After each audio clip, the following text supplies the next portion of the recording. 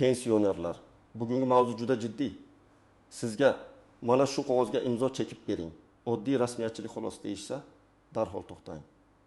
Men bugun aynan qaysi qog'ozlarga shoshilib imzo qo'ymaslik kerakligini, qanday holatlarda pulingiz, nafaqangiz, uyingiz yoki yer ulushingiz xavf ostida qolishini tushuntiraman. Bu ma'lumot har bir pensionerga, har bir pensionerning farzandlariga va yaqinlariga tegishli. Chunki bitta imzo ba'zan bir oylik nafaqani emas, butun mol-mulkni yo'qotishga sabab bo'lishi mumkin. Videoni hozirroq oxirigacha ko'ring, kanalga obuna bo'ling va like bosib qo'ying. Chunki bu ogohlantirish kimningdir katta muammoga tushib qolishining oldini olishi mumkin. Oldin ko'pchilik hujjatlar oddiyroq edi.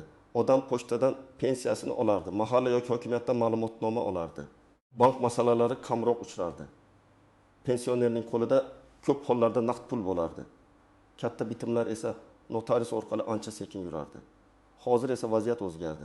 Pensiya plastik kartaga tushadi, bank ilovalari bor. Kreditlar onlayn rasmiylashtiriladi. Uy-joy oldi sottisi, hadya shartnomasi, ishonchnoma, meros, kadastr, kommunal qarzdorlik va mikroqarzlar bir-biri bilan bog'lanib ketgan. Shuning uchun bitta qog'oz endi oddiy qog'oz bo'lmasligi mumkin. O kredit shartnomasi bo'lishi mumkin. O kartangizdan pul yechishga ruxsat bo'lishi mumkin. O uyingizni boshqa odam nomiga o'tkazish hujjati bo'lishi mumkin.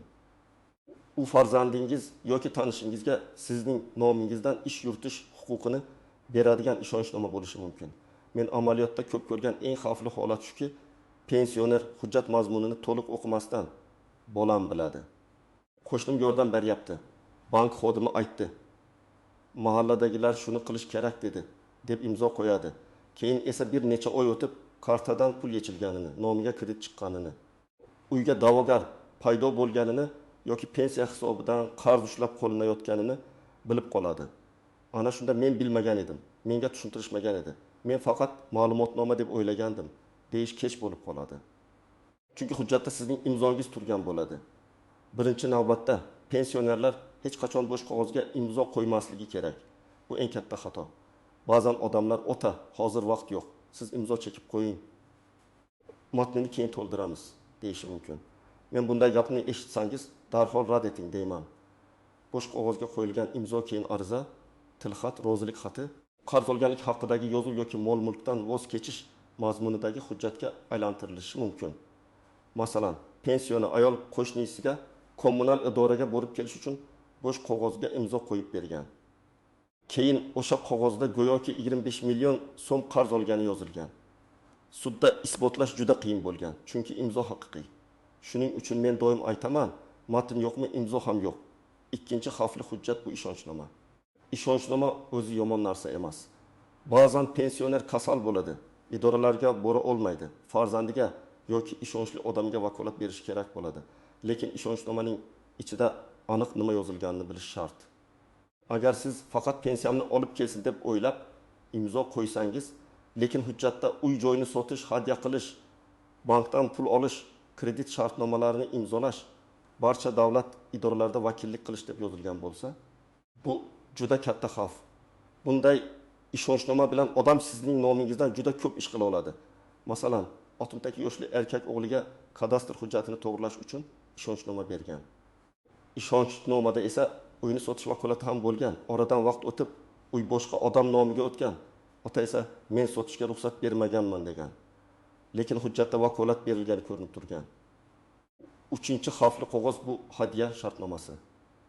Ko'p pensionerlar uyimni bolamning nomiga o'tkazsam, baribir o'zim yashayveraman deb o'ylaydi. Lekin hadya shartnomasi imzolansa, mulk egasi o'zgaradi. Bugun farzand yaxshi munosabatda bo'lishi mumkin. Ertaga oilaviy kelishmovchilik, qarz, ajrim, boshqa merosxo'rlar bilan tortishuv yoki farzandning o'zidagi muammo sabab vaziyat o'zgaradi. Men bunday holatlarda doim ehtiyotkorlikni tavsiya qilaman. Agar uy yagona yashash joyingiz bo'lsa, uni shunchaki hadya qilib yuborishdan oldin 10 marta o'ylang. Masalan, ona qiziga meni qarganimda boqadi degan umid bilan kvartirasini hadya qilgan.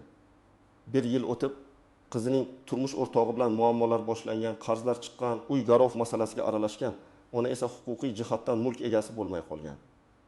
Shuning uchun mehribon farzandim-ku degan gap alohida, hujjatdagi oqibat alohida. 4-xavfli holat bank va kredit hujjatlari bilan bog'liq. pensionerlar nomiga kredit olish holatlari uchraydi. Ba'zan nevarasi telefon olib bermoqchi bo'ladi. Farzandi biznes boshlamoqchi bo'ladi. Qo'shni vaqtincha pul kerakligini aytadi. Sizning pensiyangiz tushadi, bank ishonadi. Men o'zim to'lab turaman deyshadi. Lekin kredit shartnomasida qarzdor kim bo'lsa, mas'uliyat ham o'sha odamda bo'ladi. Agar bola yoki tanish to'lamasa, bank sizdan talab qiladi. Pensiyangizdan ushlab qolish, sudga berish, ijro hujjati ochish kabi oqibatlar kelib chiqishi mumkin. 2 million so'mlik telefon uchun boshlangan masala foiz, penya jarima bilan 37 millionga chiqib ketishi mumkin. 20 million so'mlik kredit esa bir necha oy to'lanmasa, pensioner uchun juda og'ir yuk bo'ladi. Shuning uchun men faqat kafillik qilyapman degan gapga ham ehtiyot bo'ling. Kafil ham qarzdor to'lamasa javob beradi. 5-chi muhim masala plastik karta va pin kod. Ba'zi pensionerlar kartani farzandiga, qo'shnisiga yoki tanishiga berib qo'yadi. Pul tushsa olib keladi deydi. Lekin karta va pin kod bu ham imzo kabi javobgarlik tug'diradi. Agar pul yechilsa, keyin men yechmaganman deyish qiyin bo'ladi. Bank ko'pincha pin kod bilan amalga oshirilgan operatsiyani karta egasining roziligi deb qabul qiladi. Shuning uchun kartani berishdan oldin juda ehtiyot bo'ling. Agar yordam kerak bo'lsa, bankka birga boring. SMS xabarini yo'qtiring. Mobil raqam o'zingizniki bo'lsin. Eng xavflisi karta boshqa odamda, SMS esa boshqa odam telefonida bo'lsa, pensioner o'z pul nazorat qilmay qoladi. Men birinchi navbatda yolg'iz yashaydigan pensionerlarni ogohlantiraman. Chunki ular ko'pincha begona odamlarning yordamiga suyanishga majbur bo'ladi. Ikkinchi guruh savodxonligi pastroq yoki hujjatlarni o'qishga qiynaladigan keksalar. Bu uyat emas, lekin xavfni oshiradi. Uchinchisi yagona uy joyi bor pensionerlar. To'rtinchisi farzandlari yoki qarindoshlari qarzga botgan, doim pul so'raydigan, kredit tarixi yomon bo'lgan oilalar. Beshinchisi sog'lig'i sabab tez charchaydigan, eshitishi yoki ko'rishi pasaygan odamlar. Chunki ayrimlar aynan shunday holatdan foydalanib, mana shu yerga imzo qo'ying, keyin tushuntiraman deb shoshirishadi. Kimlar kamroq xavotir olsa bo'ladi. Agar siz hujjatni to'liq o'qisangiz, mazmunini tushunsangiz, nusxasini olsangiz, notarius yoki bank xodimidan har bir bandni izohlab berishni talab qilsangiz, yaqinlaringizdan mustaqil fikr olsangiz, xavf ancha kamayadi. Lekin baribir har qanday imzo oldidan ehtiyotkorlik zarur. Chunki huquqiy oqibat ko'pincha men nimani o'ylaganimga emas, hujjatda nima yozilgan, ega qarab belgilanadi. Endi muhim bir narsani tushuntiraman, hamma hujjat ham xavfli emas. Pensiya tayinlash, qayta hisoblash, bank kartasini almashtirish, tibbiy ma'lumotnoma, kommunal xizmatlar bo'yicha oddiy arizalar kerak bo'lishi mumkin. Lekin oddiy ariza bilan huquq beruvchi hujjatni ajratish kerak. Agar hujjatda roziman, talabim yo'q, da'vo qilmayman, mulkni o'tkazaman, qarz oldim, kafil bo'laman, vakolat beraman, pulni qabul qildim kabi iboralar bo'lsa, bu qog'ozni juda sinchiklab o'qing. Bular kelajakda sizga qarshi ishlatilishi mumkin bo'lgan so'zlar. Yana bir nozik jihat, notariusda imzolangan hujjatni keyin bekor qilish oson emas. Ko'pchilik notarius bor-ku, demak xavfsiz deb o'ylaydi. Notarius shaxsni aniqlaydi, hujjatni rasmiylashtiradi. Ayrim holatlarda mazmunni tushuntiradi. Lekin notarius sizning oila hayotingizni, farzandingiz ertaga qanday yo'l tutishini, sizning ichki niyatingizni to'liq nazorat qila olmaydi. Agar siz hadya shartnomasiga imzo qo'ysangiz, keyin men aslida vaqtincha bergandim deyish yetarli bo'lmaydi. Shuning uchun notariusga borganda shoshmang, uyalmang. Har bir bandni ovoz chiqarib o'qitib oling. Yana bir tuzoq, bu faqat formalnost degan gap. Huquqda formalnost degan gapning o'zi xavfli. Agar qog'oz huquqiy kuchga ega bo'lsa, u formal emas. Masalan, siz men hech qanday davom yo'q deb yozilgan qog'ozga imzo qo'ydingiz. Ertaga pulingizni qaytarib olmoqchi bo'lsangiz, qarshi tomon mana da'vosi yo'qligini yozgan deydi. Yoki siz pulni to'liq oldim degan tilxatga imzo qo'ydingiz, lekin aslida pulning yarmi berilgan. Keyin qolgani talab qilish qiyinlashadi. Shuning uchun hech qachon hali olmagan pulingizni oldim deb imzolamang. Elektron imzo va SMS kodlar ham alohida mavzu. Hozir ayrim xizmatlar SMS kod orqali tasdiqlanadi. Pensionerlar ko'pincha telefonimga kod keldi, aytib yuboraymi deb o'ylaydi. Yo'q, SMS kodni hech kimga aytmang. Kod bu sizning raqamli imzoingizga o'xshaydi. Agar kimdir telefon qilib, bankdanman, pensiyangizni tekshiryapmiz, kodni ayting desa, bu juda katta xavf belgisi. bank xodim hech qachon maxfiy kodni so'ramasligi kerak. Kod aytilsa, kredit arizasi pul o'tkazmasi yoki akkauntga kirish tasdiqlanishi mumkin. Endi men sizga aniq tartibni aytaman. Birinchi qadam, har qanday hujjatni imzolashdan oldin uni boshdan oxirigacha o'qing. Agar ko'zingiz yaxshi ko'rmasa, ko'zoynak taqing yoki ishonchli odamga ovoz chiqarib o'qiting. Lekin o'qitayotgan odam hujjatdan manfaatdor bo'lmasin. Masalan, uy nomiga o'tayotgan farzandning o'zi o'qib bersa bu yetarli emas. Boshqa farzand qo'shni emas. Balki xolis yurist, mahalla mas'uli yoki notariusdan izoh so'rang. Ikkinchi qadam, hujjat nusxasini oling. Nusxa kerak emas deyishsa ham talab qiling. Siz imzo qo'ygan har qanday hujjatning bir nusxasi sizda qolishi kerak. Agar bank shartnomasi bo'lsa, shartnoma, to'lov jadvali, foiz stavkasi, umumiy qaytariladigan summa va jarimalar yozilgan sahifalarni oling. Agar ishonchnoma bo'lsa, qaysi vakolatlar berilganini ko'ring. Agar hadya yoki oldi sotdi bo'lsa, mulk haqida aniq ma'lumot, narx, tomonlar, majburiyatlar yozilgan bo'lsin. Uchinchi qadam, tushunmagan joyingizga yo'q deyishni o'rganing. Men pensionerlarimizga shuni aytaman, siz rad etsangiz, bu qo'pollik emas. Siz, men bu hujjatni uyga olib borib o'qiyman, men yurist bilan maslahatlashaman, men hozir imzo qo'ymayman deyishga to'liq haqlisiz. Agar qarshi tomon sizni shoshirsa, bugun imzolamasangiz kech bo'ladi.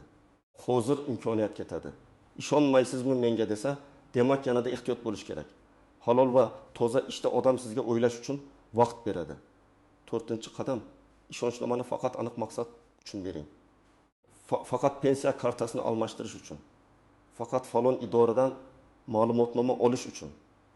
Faqat kommunal qarzdorlik bo'yicha ariza topshirish uchun.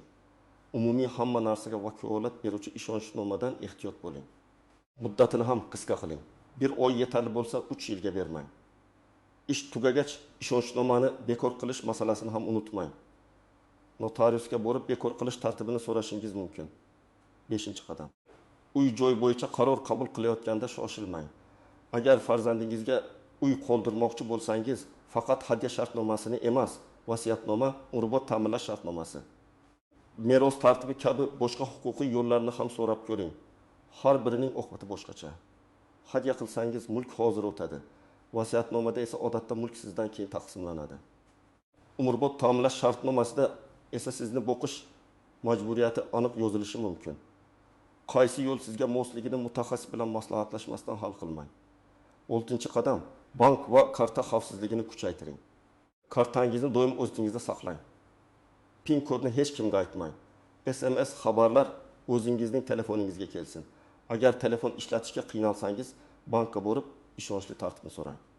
Kartadan pul yechish uchun boshqa odamga berishga majbur bo'lsangiz ham, har safar qancha pul tushgani va qancha yechilganini tekshirib boring. Bankdan ko'chirma so'rashga uyalmang. Bu sizning pulingiz. 7-qadam. Agar allaqachon imzo qo'ygan bo'lsangiz va endi shubha paydo bo'lsa, vaqtni boy bermang. Darhol hujjat nusxasini toping. Qaysi idorada rasmiylashtirilgan bo'lsa, o'sha joyga boring. Bank bo'lsa bankka, notarius bo'lsa notariusga. Kadastr bo'lsa kadastr organiga murojaat qiling. Yozma ariza qoldiring.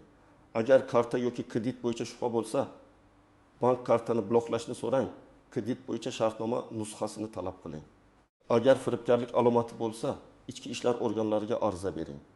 Arizada sana, kim, qayerda, nima degani, qanday hujjatga imzo qo'yganingiz, qanday zarar bo'lganini aniq yozing.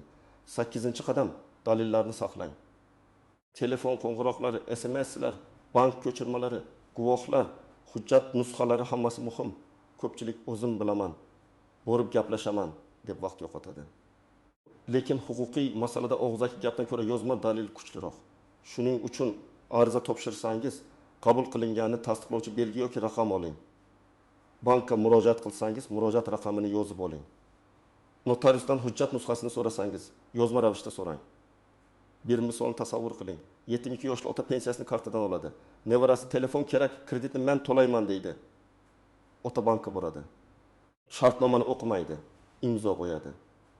Telefon 4 million so'm, foiz va xizmat haqlari bilan umumiy to'lov 6 milliondan oshadi. Nevara 2 oy to'laydi, keyin ishsiz qoladi. Bank esa otadan talab qiladi. Ota telefon menda emas. Desa ham, shartnomada qarzdor o'zi bo'lgani uchun javobgarlik undan ketmaydi. Yana bir misol, 19 yoshli ona uyini o'g'liga hadya qiladi. O'g'li ona siz shu uyda yashayverasiz dedi. Hujjatda esa onaning umr bo'yi yashash huquqi yoki parvarish majburiyati aniq ko'rsatilmagan. Keyin oilada kelin bilan kelishmovchilik chiqadi. Ona ruhiy bosimda qoladi. Huquqiy jihatdan uy o'g'il nomida. Ona sudga murojaat qilsa ham hadya shartnomasini bekor qilish uchun kuchli asoslar kerak bo'ladi. Shuning uchun bunday qaror oldidan har bir band yozma bo'lishi kerak.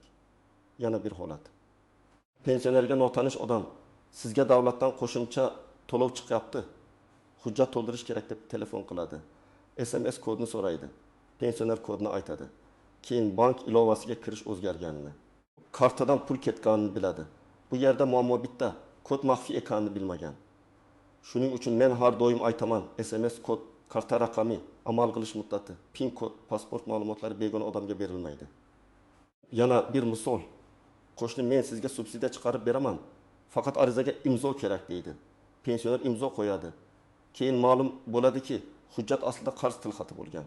Bunday holatda ekspertiza, guvohlar, yozuvlar kerak bo'ladi, lekin baribir jarayon asab, vaqt va pul talab qiladi. Eng yaxshi himoya esa bunday hujjatga boshdan imzo qo'ymaslik. Pensionerlar, men bugun sizni qo'rqitish uchun emas, himoya qilish uchun gapiryapman. Imzo bu oddiy chiziq emas. Imzo sizning roziligingiz, majburiyatingiz va ba'zan butun mol-mulkingiz taqdirini belgilaydigan dalildir. Bo'sh qog'ozga imzo chekmang. Tushunmagan hujjatga imzo chekmang. Shoshilishsa yanada ehtiyot bo'ling. Kredit, kafillik, ishonchnoma, hadya, tilxat, davom yo'q degan qog'ozlar eng ko'p xavf tug'diradigan hujjatlardir. Agar hujjat zarur bo'lsa, avval o'qing, nusxa oling, xolis odam bilan maslahat qiling. Keyin qaror qabul qiling. Siz yo'q deyishga haqlisiz. Siz o'ylab ko'rishga haqlisiz. Siz har bir bandni tushuntirib berishni talab qilishga haqlisiz. Kommentariyada yozing. Siz yoki tanishlaringiz orasida shunday holat bo'lganmi? Kimdir faqat imzo qo'yib bering deb shoshirganmi? Fikringiz boshqa pensionerlar uchun ham foydali bo'lishi mumkin. Videoga like bosing, kanalga obuna bo'ling va bu videoni ota-onangizga, buva buvingizga, qo'shnilaringizga yuboring. Chunki bitta ogohlantirish kimningdir pensiyasini, uyini va tinchligini saqlab qolishi mumkin.